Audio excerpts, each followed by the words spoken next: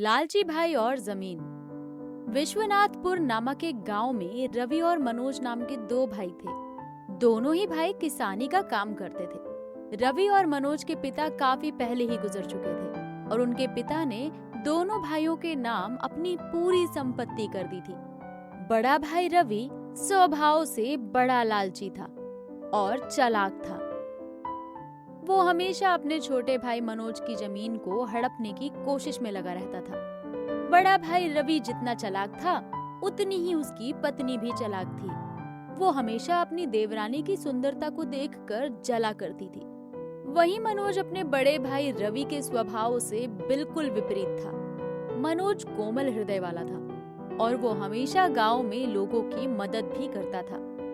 रवि के पास भले ही पैसे ज्यादा थे, पर मनोज अपने व्यवहार से हर किसी का दिल जीत लेता था। ये देखकर रवि को बुरा लगता था। वो सोचता था कि मेरे पास इतने पैसे हैं, फिर भी मेरी कोई इज्जत नहीं है। इसलिए वो अंदर ही अंदर अपने छोटे भाई मनोज से काफी जलता था। एक दिन उसने मनोज से कहा, मनोज, जो जमीन तुम्हारे पास है वो तुम मुझे क्यों नहीं दे देते? मैं इसमें अच्छी खेती कर तुम्हें इसके पैदावार का लाभ दे दिया करूंगा। इस पर मनोज ने कहा, भैया, आपको परेशान होने की जरूरत नहीं है। मैं इस खेत पर खेती काफी अच्छी तरह से कर रहा हूँ। हाँ, ये जरूर है कि आपसे थोड़ी कम पैदावार होती है, लेकिन मैं संतुष्ट हूँ। ये सुनकर रवि अंदर ही अंदर काफी गुस्सा हुआ, लेकिन उस समय उसने कुछ नहीं कहा। उसने कहा, जैसी तुम्हारी मर्जी, तुम जैसा करो। इसके बाद रवि मनोज की जमीन हड़पने के लिए दूसरे तिगड़म भी लगाने लगा। रवि की पहचान गांव के मुखिया से भी थी। उसने मुखिया को कुछ पैसे खिलाकर और अपनी बातों में फंसाकर अपने छोटे भाई मनोज की जमीन हड़पने की योजना बनाई। एक दिन मुखिया मनोज के घर पहुंचा और कहा, मनोज, तुम्हारी जमीन कानूनी रूप से तुम्हारी नहीं है, क्योंकि तुम्हारी जमीन की रसीद तुम्हारे बड़े भाई मनोज के नाम से कट रही है, जो कि तुम्हारे पिता ही उसके नाम करके गए हैं। ये बात सुनकर मनोज को काफी आश्चर्य हुआ। उसने मुखिया से कहा, मुखिया जी, ऐसा कैसे हो सकता है? मेरे पिताजी ने मरने से पहले ही ये जमीन मेरे नाम की थी। ये बात सुन मुखिया ने कहा, तुम मुझसे ज्यादा जुबान मत लड़ाओ। तुम्हारे पिता ने ही ये जमीन रवि के नाम की थी, लेकिन जब वो देह त्याग करने गए तो उन्होंने पूरी प्रक्रिया पालन किए बिना ही तुम्हारे नाम ये जमीन कर दी थी। लेकिन ये जमीन अब तुम्हारी नहीं है, इसलिए जमीन के और कागजात अपने भाई मनोज को सौंप दो, क्योंकि वही इस जमीन का मालिक है। ये सुनकर मनोज को बड़ा दुख हुआ।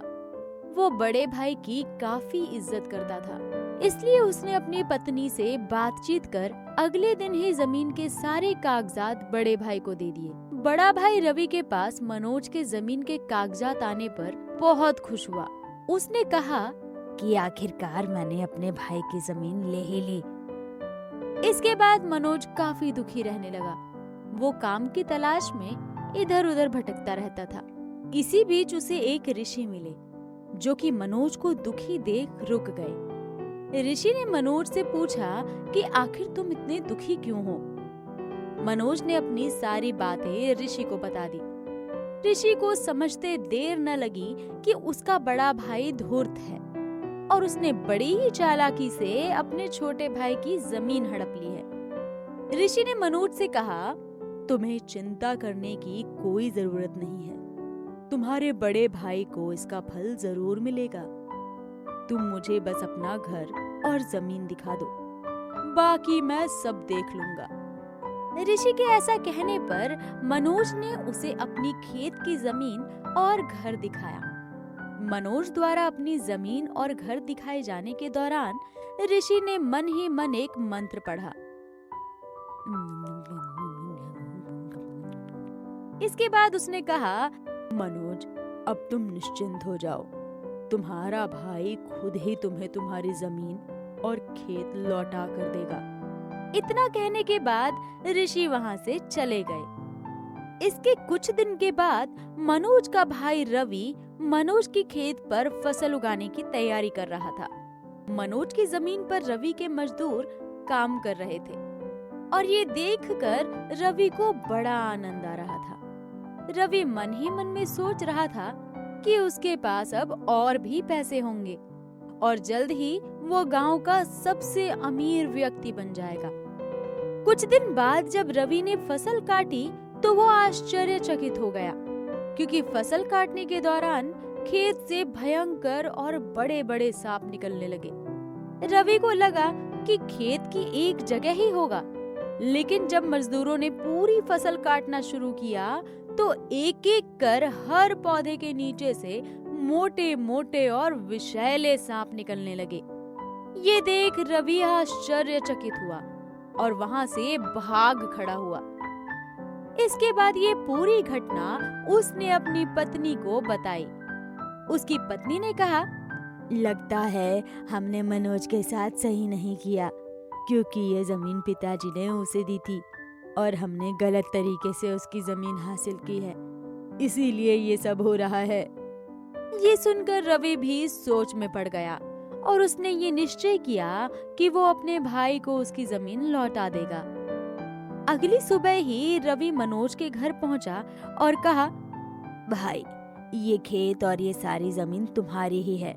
मैंने मुखिया को पैसे देकर ये सारा खेल रचकर तुम्हारी जमीन हड़पने की कोशिश की थी। मुझे माफ कर दो। अब मुझे एहसास हो गया है कि किसी भाई का हक नहीं मारना चाहिए। बड़े भाई रवि की बात सुनकर छोटा भाई मनोज काफी खुश हुआ।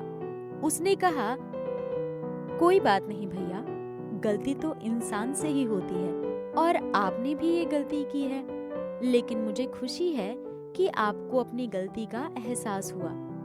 ये सुनकर बड़े भाई रवि ने मनोज को गले लगा लिया और इस दिन के बाद से दोनों भाई खुशी खुशी रहने लगे और अपना जीवन यापन करने लगे। इस कहानी का सार ये है कि बड़ों को हमेशा छोटों को प्यार करना चाहिए और कभी भी खासकर अपने भाई की संपत्ति हड़पने की कोशिश नहीं करनी चाहिए। छोटे को स्नेह और बड़े को आदर की भूख होती है और ये बात हमेशा हमें याद रखनी चाहिए।